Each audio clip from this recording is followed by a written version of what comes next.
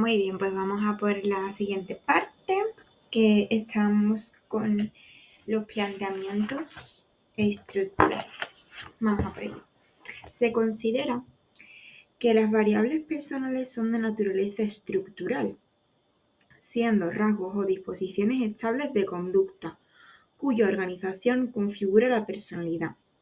Allport, en 1937, define rasgo como sistema neuropsíquico generalizado y focalizado, dotado de la capacidad de convertir muchos estímulos en funcionalmente equivalentes y de iniciar y guiar formas coherentes de comportamiento adaptativo y expresivo. Cattell y Wilford dirían que los rasgos son disposiciones relativamente estables y duraderas que ejercen efectos generalizados sobre la conducta. Son comunes a las distintas personas, explicando a las diferencias individuales a lo largo de una dimensión y una peculiar organización. La conducta es consistente y estable a lo largo de distintas situaciones y en diferentes momentos temporales. La ordenación de los individuos en una variable o determinante personal específico se mantiene cuando se observa la conducta en otros contextos. Por ejemplo, si el individuo A es el más alto en ansiedad de un grupo analizado, lo será en situaciones de naturaleza estresante y en situaciones neutras. A seguirá estando por encima de sus compañeros del grupo en el rasgo. La mayor parte de la investigación sobre rasgos emplea metodología multivariada, basada en un modelo acumulativo de medición, donde los indicadores de rasgo, que son las conductas a partir de las cuales se infieren los rasgos como determinantes subyacentes de las conductas, están aditivamente relacionados con la disposición inferida, relaciones directas entre personalidad y conducta. Sin embargo, los planteamientos procesuales se atribuyen relaciones no aditivas o indirectas entre la conducta y los estados fundamentales supuestos. Como técnicas de recogida de datos se utilizan cuestionarios, inventarios, escalas y test, y se emplean métodos correlacionales de tratamiento de datos con las puntuaciones. Los planteamientos teóricos más significativos son el modelo de los 16 factores de personalidad de Cattell, el modelo de los 3 factores o modelo PEM de Eysenck, que es el psicoticismo, extraversión y neuroticismo, y el modelo de los 5 grandes, que es neuroticismo, extraversión, afabilidad, tesón y apertura de la experiencia, de Costa y Marral. La aproximación estructural de las últimas décadas se centra en este último modelo de los 5 grandes. Se habla de un modelo de 6 factores de personalidad, el Exaco, que contiene la honestidad y humildad como sexto factor, desde sincero y honesto hasta codicioso y pretencioso. La emocionalidad, sentimental y sensible versus valiente y seguro. La extraversión, social y expresivo versus tímido y callado. La afabilidad, paciente y tolerante versus enojadizo y mal encarado. La responsabilidad, organizado y disciplinado versus negligente y vago. La apertura o la experiencia intelectual y creativo versus superficial y poco imaginativo. Por ejemplo, la emocionalidad no incluye la ira, que sí contenía el neuroticismo del modelo de los 5. Perdonar. Pasando esos aspectos a la dimensión de afabilidad, que enfatiza la paciencia y la tolerancia frente a la ira. ¿Vale? Nos vamos a los planteamientos biológicos. Dice, se atribuye a los factores causales de la conducta una naturaleza no psicológica. Son teorías que consideran que la conducta del individuo está determinada por su peculiar configuración anatómica. Son tipologías constitucionales que han sido utilizadas sobre todo en contextos clínicos y en el estudio de la conducta delictiva, como las tipologías de Kretschmer o Sheldon. Podemos incluir también las concepciones que explican la conducta a partir del funcionamiento del sistema nervioso o del sistema endocrino. Nos vamos al siguiente modelo. Modelo situacionista. Parte de la idea de que las causas que ponen en marcha y dirigen la conducta están fuera de las personas son reactivas. El conocimiento de los factores externos permitiría establecer predicciones secuenciales causales. Se deja recaer la determinación sobre factores ajenos o externos al individuo, las condiciones estimulares que configuran la situación. Esto se traduce en dos supuestos: la consideración de que la conducta es aprendida, por ello deben estudiarse los procesos de aprendizaje mediante metodología experimental, con hipótesis claramente definidas que se pueden verificar a través de la manipulación de variables objetivas externas al organismo en un ambiente controlado. Laboratorio. Consistiría en manipular las variables del medio y observar las consecuencias sobre la conducta. El énfasis en el estudio de la conducta como unidad de análisis. Se llega a hacer equivalente personalidad con conducta, considerando a esta como el objeto principal de la investigación. Desde el momento en el que el peso explicativo de la conducta recae en variables ajenas al organismo, no cabría hablar de consistencia, sino de especificidad. La conducta variará en función de las peculiares condiciones estimulares y en caso de observarse un patrón de respuesta similar, será debido a la equivalencia entre las distintas situaciones. Las aproximaciones integradas en este modelo introducen matizaciones. Algunas se limitan a explicar los principios de aprendizaje a la conducta humana. Hull, Skinner, Watson. Otras utilizan dichos principios para explicitar y contrastar supuestos de los planteamientos de naturaleza dinámica o procesual. Dollar y Miller. Las teorías de aprendizaje social enfatizan el carácter determinante de las situaciones, pero incluyen variables personales, expectativas, creencias, valores, planes, esquemas, moduladas por la percepción, significado o reacción que produce la situación. Constituyen un primer intento de integración de los modelos internalistas y situacionalistas, como Stats, Bandura, Roder o Mitchell.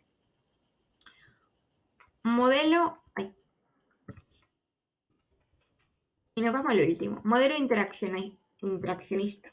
Los modelos unidimensionales, organímico y mecanicista, solo pueden postular relaciones de naturaleza adictiva entre los elementos determinantes de la conducta o como mucho de naturaleza interactiva unidireccional, donde a partir de la interacción entre variables independientes se predice el efecto dependiente.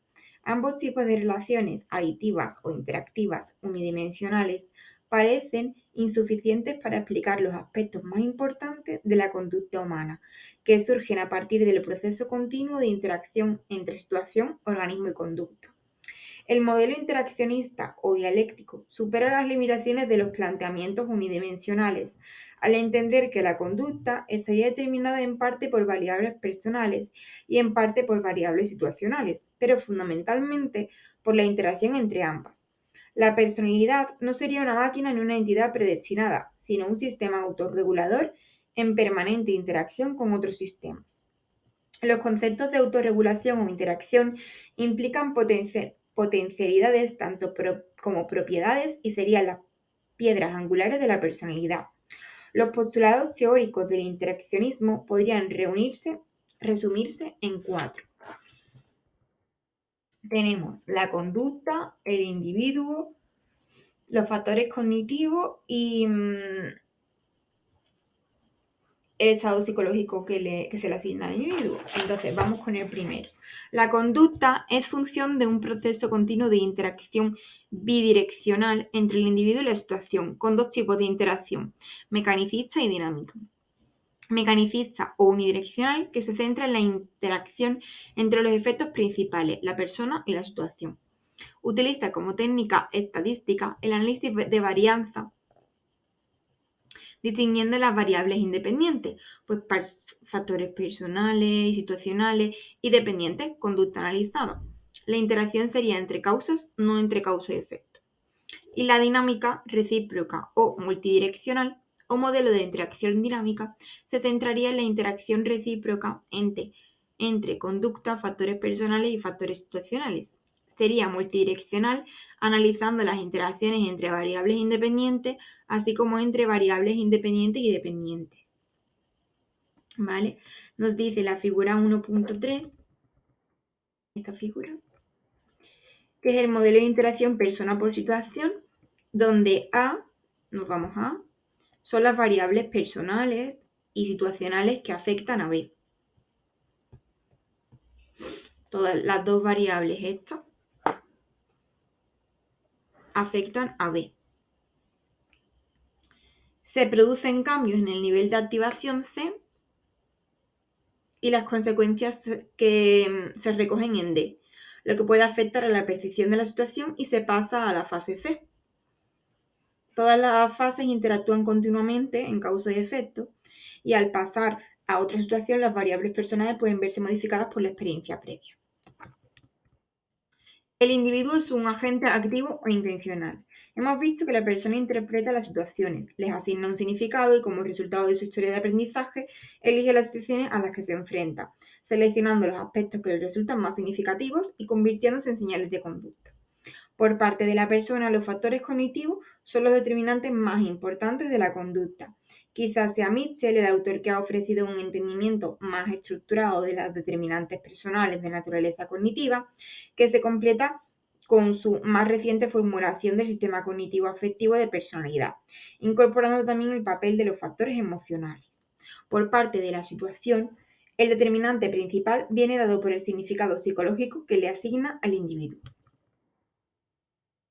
Sería necesario hacer una diferenciación entre el entorno, que es el marco general en el que tiene lugar la conducta, la situación, que es el marco momentáneo o escenario en el que ocurre la conducta, o los estímulos, que son los elementos que integran y conforman la situación. La distinción entre entorno y situación es análoga a la distinción entre rasgo y estado, siendo los entornos conceptualizados como marcos generales, que son los rasgos, y las situaciones como marco momentáneo y cambiante, que son los estados. Los psicólogos experimentales se han centrado en el estímulo y los psicólogos sociales en el entorno, mientras los psicólogos de la personalidad han hecho de las situaciones su centro de interés, interacción persona-situación, aunque tienen mayor relevancia los factores psicológicos por la situación percibida, haciendo referencia al proceso por el que las situaciones y las condiciones situacionales son percibidas, construidas cognitivamente y valoradas por la persona. Elementos importantes en el estudio de la personalidad. Nos vamos al punto 5. Nos habla de la estructura. Tenemos la estructura, el proceso y ya está. No, los determinantes ambientales y culturales, los niveles de análisis, las integraciones recientes y ya está. La estructura. La estructura se refiere a los aspectos más estables de la personalidad. En el pasado se hablaba de categorías temperamentales, de carácter discreto e independiente. Una persona podía ser pícnica o atlética, pero no tener ambos temperamentos. Más generalmente hoy en día se emplean los conceptos de rasgo y de tipo, que recogen en sus aspectos disposicionales difíciles de cambiar. Concepto de rasgo, por ejemplo, recoge la consistencia de la respuesta a un individuo ante distintas situaciones, hostilidad, agresividad, sociabilidad, o concepto de tipo, donde recoge agrupación de diferentes rasgos, implica mayor generalidad de la conducta que el rasgo, por ejemplo, pues la extraversión incluye impulsividad y sociabilidad, o el neuroticismo incluiría ansiedad, depresión e impulsividad. Y el tesón incluiría competencia, autodisciplina o necesidad de logro. Estos modelos derivan de la aplicación de procedimientos analíticos factoriales a los ítems para medir las características de personalidad. Hay dos dimensiones recurrentes, la extraversión y el neuroticismo, con importante carga genética y generalidad en las distintas culturas. También están los rasgos cognitivos, expectativas, planes, estrategias y emocionales, ansiedad, ira, afecto y negativo, positivo y negativo, que quedan incluidas en los grandes rasgos comentados. Los rasgos son constructos que describen y comparan a las personas. En ningún caso existen en sí mismos, sino que son una abstracción derivada de la observación de conductas altamente correlacionadas o que tienden a darse de forma conjunta. Se entienden como dimensiones bipolares a lo largo de las cuales se sitúan las distintas personas. Son tendencias de respuesta que proporcionan una firma de lo que una persona tiende a expresar en un amplio rango de situaciones, a lo largo de un periodo de tiempo relativamente amplio. Nos ayudan a describir, comparar y predecir la conducta de las personas, pero ¿nos permiten explicarla? No. Para ello, debemos recurrir al análisis de los aspectos más dinámicos de la personalidad, o lo que conocemos como el proceso. El proceso. El proceso se refiere a los conceptos motivacionales, cognitivos o afectivos que dan cuenta de la conducta. Estos aspectos dinámicos interactúan con las características de la situación o contexto. Las teorías disposicionales o de rasgos centradas en la estructura tienen como meta caracterizar a los individuos en términos de un número, preferiblemente pequeño, de disposiciones estables que permanecen invariantes a lo largo de situaciones y que son distintivas para el individuo, terminando un amplio rango de conductas y buscando evidencias a favor. Pero las aproximaciones basadas en el proceso consideran que la personalidad es un sistema de unidades mediadoras, expectativas, metas, creencias y procesos psicológicos, cognitivos y afectivos, conscientes e inconscientes, que interactúan con esa situación. Se centran en la interacción entre el sistema de procesamiento social cognitivo emocional del individuo y la situación específica. Entonces, Mitchell y Shoda recogen el estudio del afrontamiento ante el estrés. Importante. Desde un marco disposicional se habla de estilos de afrontamiento.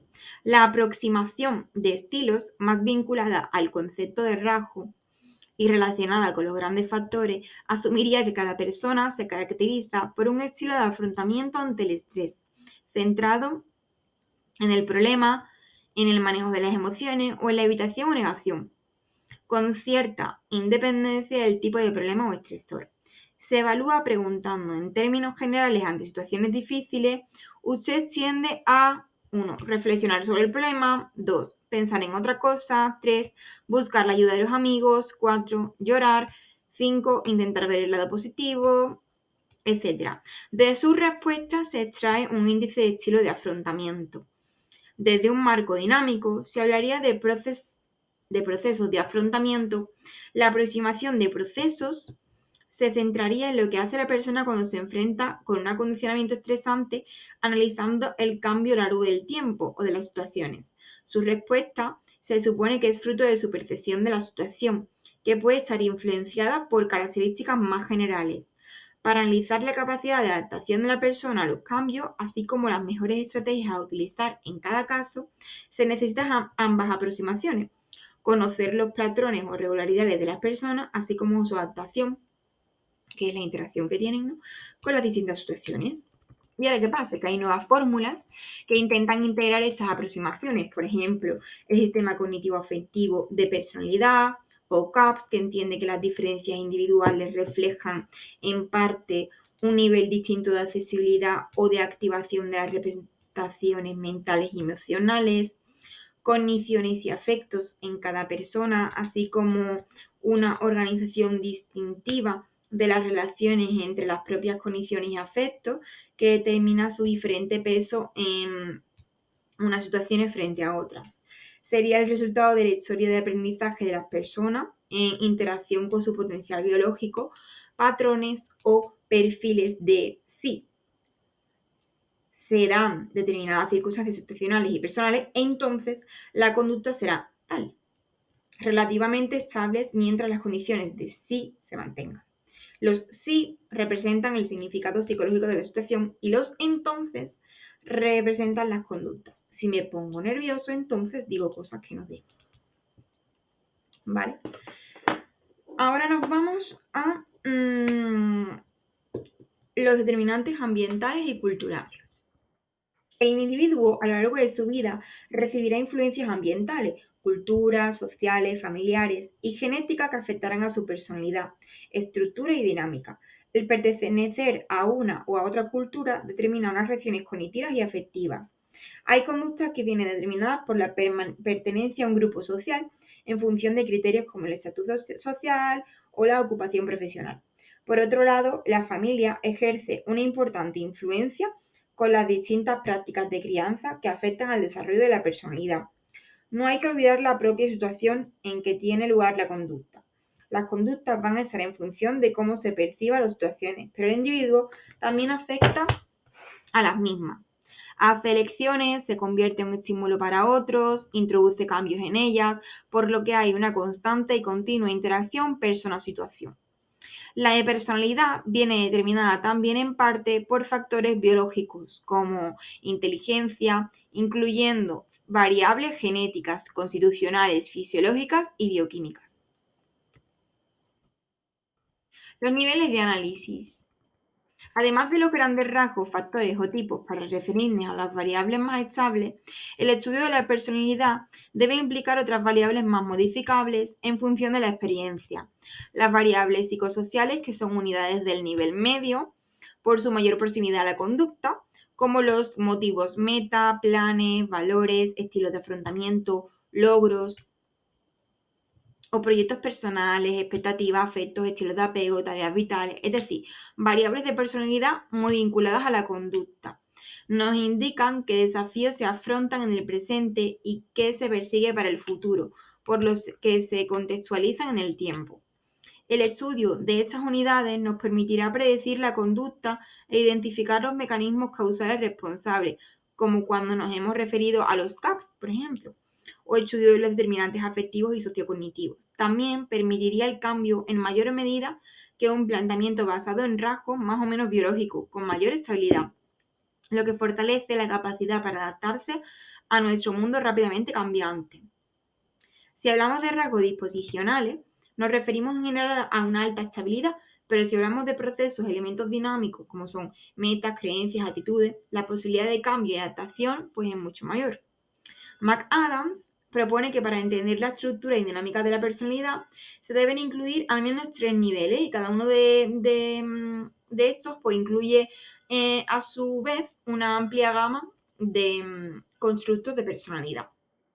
¿Vale? Y tenemos pues este McAdams, el pesado, que nos dice que tenemos los rasgos disposicionales, que sería el nivel 1, los intereses personales al nivel 2 y la narración de la propia vida a nivel 3. Abajo nos lo resume, ¿vale? Pero nos dice, los rasgos disposicionales nivel 1, pues incluye aquellas dimensiones de personalidad relativamente descontextualizadas que denominamos rasgos y que se caracterizan por una cierta estabilidad temporal y consistencia transituacional. Los intereses personales nivel 2 se refiere a lo que la persona quiere, expectativas, creencias, motivaciones y los métodos que utiliza para conseguirlo, estrategias, planes, evitando lo que no desea o lo que hemos denominado como unidades de nivel medio o también constructos de acción personal. Así las personas tienen sus características, rasgos, pero a la hora de comportarse se expresan en ese nivel. Por ello, estas características están sujetas a influencias situacionales, culturas o a cambios evolutivos. La narración de la propia vida, nivel 3, donde la identidad de una persona es su propia narración o historia vital. Las historias de vida incluirían elementos como tono emocional, optimista, pesimista, imágenes o metáforas significativas, ideologías, episodios con marcado significado para el individuo, adolescencia, fracaso, las idealizaciones o aspiraciones, y un final que marca el legado que uno deja y genera nuevos comienzos en generaciones posteriores. Venga, que nos da tiempo terminar. Terminamos el tema. Las interacciones recientes. McAdams y Pals proponen 5 grandes principios de una nueva ciencia integradora de la personalidad, donde añaden 3 niveles antes mencionados en el modelo McAdams, el papel de la evolución y los aspectos culturales para organizar la teoría e investigación en personalidad. El primer principio es sobre la evolución y naturaleza humana. Diría que las vidas humanas son variaciones individuales en un diseño evolutivo general, lo que recogería las formas en que cada persona es como las demás.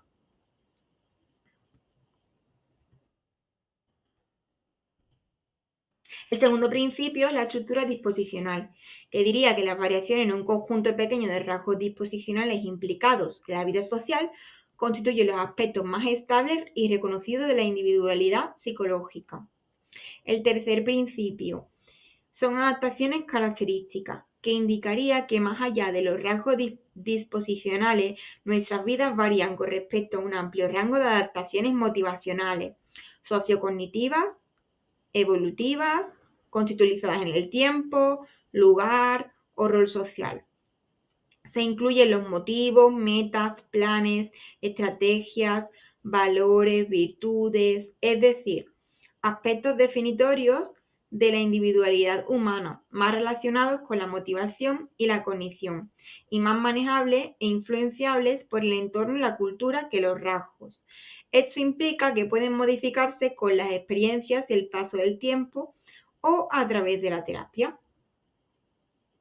Los rasgos abordan la cuestión de que cada clase de personas es alguien en particular y las adaptaciones características avanzan hacia una pregunta más existencial. ¿Quién es esta persona? ¿Vale? El cuarto principio son narraciones de vida o identidad social. Indica que más allá de los rasgos y de las adaptaciones características, las personas varían con respecto a las historias de vida que integran. Esas narraciones personales de los individuos construyen para dar significado e identidad a sus vidas en el mundo. La identidad narrativa incorpora el pasado reconstruido y el futuro imaginado en un todo más o menos coherente que aporta un cierto nivel de unidad, propósito y significado. Y el quinto principio es el papel diferencial de la cultura, que resalta el papel de la cultura en los niveles de la personalidad. Proporciona reglas para la expresión cultural, conductual, pero tiene un papel más modesto en la expresión de los rasgos. Mayor impacto en las adaptaciones características, una influencia más profunda en las historias de vida, proporcionando temas, imágenes, argumentos para la construcción psicosocial de la identidad narrativa. Uniendo estos 5 principios, la personalidad sería la variación única de un individuo sobre el diseño evolutivo de la naturaleza humana, expresada como un patrón de rasgos disposicionales, adaptaciones, características e historias de vida integradoras, complejas y diferencialmente situadas en la cultura. Los autores de los modelos sociocognitivos más actuales son Mitchell, Yoda, Caprara, Cerbone, que hablan de la ciencia del individuo en lugar de la psicología de la personalidad, para enfatizar el estudio de las personas en el contexto. Es la visión más contextualizada de la personalidad junto con los modelos estadísticos que permiten hacer diseños de numerosas medidas repetitivas y así podemos, pues, ver qué características comunes comparten las situaciones, comparar a diferentes personas, tener en cuenta las puntuaciones en rasgos relevantes, analizar rasgos y procesos o hacer estudios ideográficos y nomotéticos, como por ejemplo, pues estudiar el neuroticismo como rasgo, los encuentros sociales como situación y las respuestas de ansiedad como una conducta.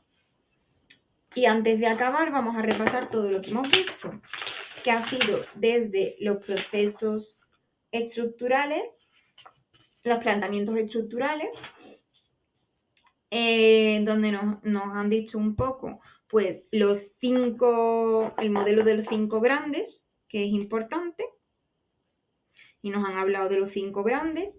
Luego, los planteamientos biológicos,